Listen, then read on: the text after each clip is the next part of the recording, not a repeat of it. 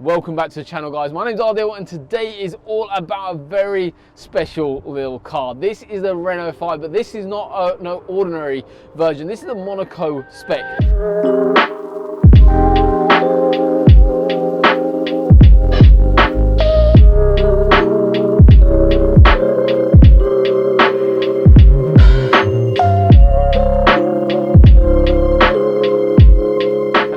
Particular vehicle has a little bit of fame to its name as well. This vehicle actually featured on the very well-known presented show, mostly by Jeremy Clarkson, where he actually reviewed this car on Top Gear.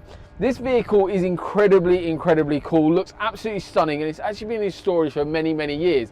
This particular vehicle that starred on the Top Gear show itself has actually now had a radio upgrade done. So the dated unit that was in there has been upgraded and now gone for the Blaupunkt Hamburg unit, specifically chosen by the new owner of this vehicle to give it that retro look, but also still at the same time really enhance the functionality that the vehicle now has, because now it's got Bluetooth streaming. It's also got DAB retaining using a DAB splitter, the factory antenna on the roof.